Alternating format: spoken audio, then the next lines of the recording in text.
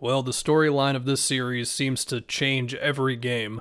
Now Chris Paul looks like he is back, and Anthony Davis could be out with a groin injury.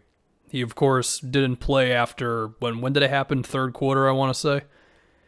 And we got super aggressive LeBron in the fourth quarter, but it was too little too late. In the first half, he was back to his sort of setting up the shooters, not driving whenever he wanted to, and later in the fourth, he had like off-ball plays. Like there was one I think it was Gasol, where LeBron was in the post.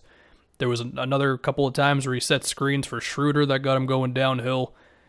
But he was not that in the first half, and CP was the big thing, and also just Andre Drummond. I mean, the Suns went at Drummond so many times in screens in this one, and eventually, Frank Vogel, he went to Montrez for a little bit. Gasol played a lot of the minutes the rest of the way at center, and it might just be Gasol, AD, and nothing else at the 5. That might be the best thing for the Lakers moving forward. But now, so if Chris Paul is good and he can once again be in pick and rolls and go to his pull-up jumper and just make all the Chris Paul passes that he needs to make and just go at the Lakers bigs, and then AD is something, well, now suddenly the Suns are in the driver's seat, unless it's just LeBron going peak LeBron with whatever he's got left in the tank for the last couple of games. I mean, if AD is back, then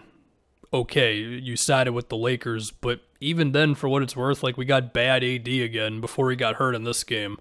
So I don't know. This series has officially broken my brain after 4 games. Like, what do I have from here? Is it Marc Gasol playing 30 minutes a game? Can he handle that?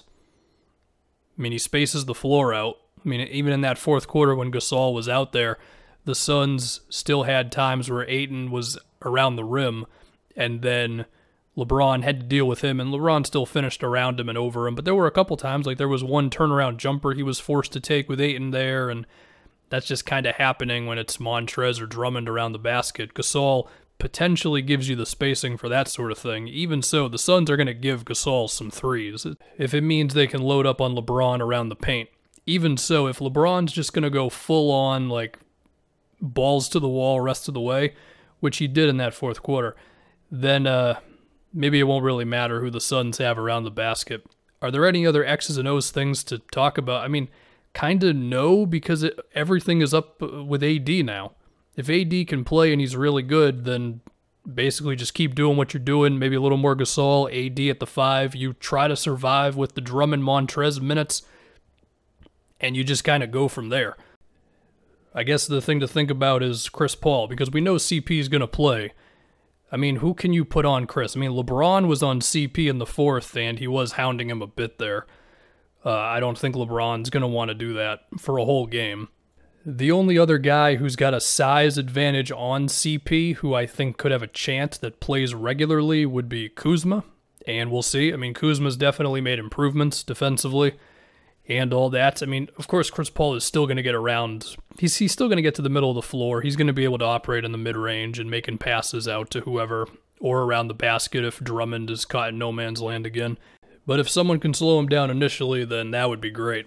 Of course, we're going back to Phoenix now, and the Lakers are going to have to not get killed on the transition buckets like they did in the first quarter of the first game. In fact, they just didn't look ready to play that game at all. They better be ready for it now. Yeah, man, this series has just totally been turned on its head now. I was prepared to have it just be like, you know what, Chris Paul wasn't Chris Paul, the shoulder, that's it, and now it's CP's back, AD's hurt. I'm just going to go back to what I'm saying. Like, LeBron just has to be amazing, pretty much, if AD's not going to be there. I mean, I think the other interesting conversation is how much help do the Lakers bring on CP and Booker versus just trying to turn it into a two-man game pretty much. And I'm not really confident with either type of answer. I mean, we saw the double teams against Booker in game 1. That didn't really work. We've seen them just have 2 guys stick to Booker, but it's just the pick and roll coverage drop a little bit, take advantage of the fact that Booker is not a Dame type pull-up three-point shooter.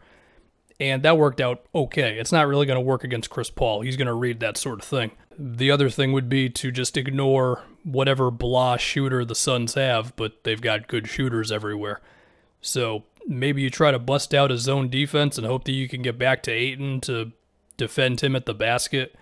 Even then, I feel like that would only really work with AD at center, because I don't think Gasol is fast enough to do. Maybe Gasol would be up for that. The other thing, and this is super obvious, but it's definitely true if AD is not going to be able to play, the Lakers are going to have to shoot really well from three. I mean, if LeBron is playing amazing, but they shoot, I don't know, just low 30s from three, then that's going to be tough, and it's going to put more on LeBron's plate. I mean, look, man, we've seen LeBron go on the road for must-win games.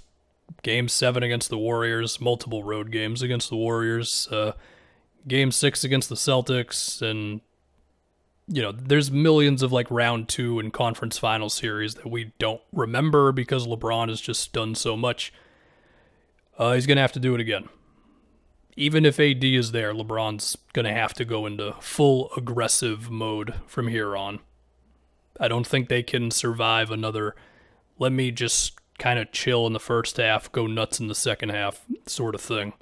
As far as defensive coverages for Phoenix on LeBron, besides just hope the Lakers miss some threes, I mean, you start with Bridges, you start with Crowder, you do everything you can to keep Ayton around the basket. You just throw as many guys at him as possible, you try not to foul him, and you just hope for the best.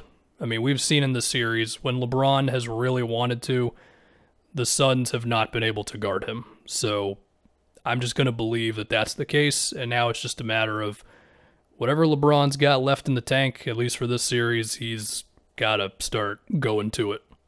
It's also going to be interesting to see the minutes situation, because when AD was out with the groin thing, and then LeBron had to sit at the end of the, I think it was third quarter or whatever it was, the Lakers, it was just like, wow, this is what it looks like when those two aren't in there. I know it's obvious, but that's just kind of where it's at right now. You might have to play like 45 minutes. But of course, AD's health is the big determining factor in that. I mean, LeBron might have to anyway, but if AD is not there, then LeBron's going to have to go nuts. If AD is there, you might still have to go nuts, but then you can have more of a conversation about just, you know, AD and his aggressiveness and screening at Ayton rather than just posting up on him and doing the whole face-up thing and making your shots over the wing guys who are going to, well, if they front the post, then you try to go the other way, you know, get a good pass in there, entry pass, all that. So we'll see. That's the big thing. Looks like CP's back and AD's health is up in the air.